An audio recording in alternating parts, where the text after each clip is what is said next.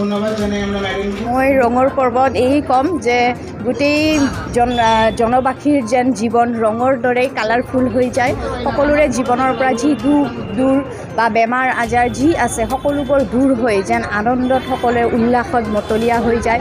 সকলোৰ জীৱনলৈ আহক সুখবৰ ভাল দিন, এই মই আশা কৰিছোঁ। আৰু সকলোকে কৈছোঁ সকলোৱে মিলি জুলি যেন এই ৰঙৰ উৎসৱৰ দৰেই গোটেই জীৱনটো যেন এইদৰেই একেলগে কটাবলৈ সক্ষম হয়। সেয়ে এইটোৱে আমি যোৱাবাৰ কৰিব পৰা নাই যিহেতু কৰোণাৰ কাৰণে উপায় নাই, কিন্তু আশা ৰাখিছোঁ যে এনেকুৱা দিন যাতে আকৌ কেতিয়াও আমাৰ জীৱনলৈ নাহে। আমি যেন এই ৰঙৰ উৎসৱক শ্ৰীকৃষ্ণৰ যিটো দৌল যাত্ৰা সেয়া যেন আমি সকলোৱে মিলি এনেদৰেই পালন কৰি যাব পাৰোঁ। আৰু যেন এনেকুৱা কোনো মহামাৰীয়ে হওক বা যিকোনো সমস্যাই হওক আমাৰ মাজত যাতে কেতিয়াও নাহে, আমি যাতে এইদৰে আনন্দৰে কটাই যাব পাৰোঁ তাৰেই ভগৱানৰ ওচৰত কামনা কৰিছোঁ, সেয়ে আশা রাখিছি। সবাইকে জানাই বসন্ত উৎসবের শুভেচ্ছা। আমি প্রলয় কুমার দত্ত, আইডিয়াল এনজিওর সভাপতি।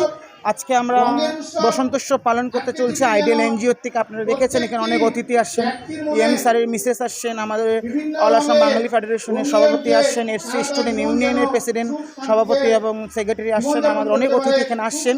প্রথমবার আমরা বসন্ত উৎসব পালন করতে চলছি। খুব নিজেকে আনন্দ ও নিজেকে আমরা গর্বিত বলে ভাবি যে আমাদের এই উৎসবটাকে আমরা সুন্দর করে পালন করতে চলছি। একটি ছোট আকারে আমরা, বেশি দিন নয়, 2 দিনের ভিতরে আমরা বসন্ত উৎসব আমরা নেক্সট বছর আমরা অতি শীঘ্র বড় করে করার জন্য অনাগত দিনবোৰত আমাৰ এই বসন্ত উৎসৱৰ লগত সংগতি ৰাখি যাতে সকলোৰে জীৱন ৰঙীন হৈ উঠক এয়া কামনা কৰোঁ। কাৰণ যোৱা বছৰো আমি এই ধৰণৰ অনুষ্ঠান পালন কৰিব পৰা নাই বিশ্ব মহামাৰী কোভিডৰ কাৰণে।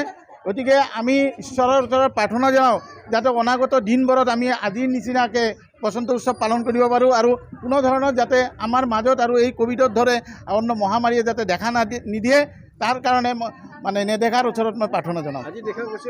আজি কি কয় শান্তিনগৰ সৰ্বজনীন দুৰ্গা মানে বাৰীত যিটো আইডিয়েল এনজিঅ'ৰ দ্বাৰা যি আজি হোলীৰ মানে এটা এনে সুন্দৰ এটা প্ৰগ্ৰাম হাতত লৈছে, সেই আমি মানে আইডিয়েল এনজিঅ'ৰ সকলো সদস্য মেম্বাৰ বা ডাইৰেক্টৰক আমি শুভেচ্ছা জনাইছোঁ আমি এসসি ষ্টুডেণ্ট ইউনিয়নৰ পৰা।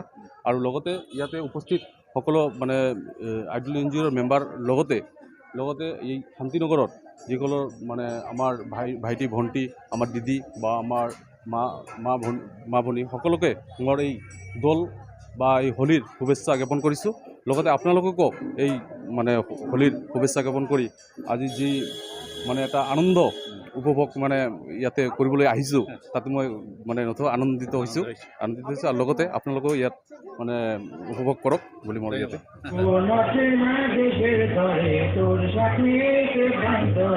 মন মনে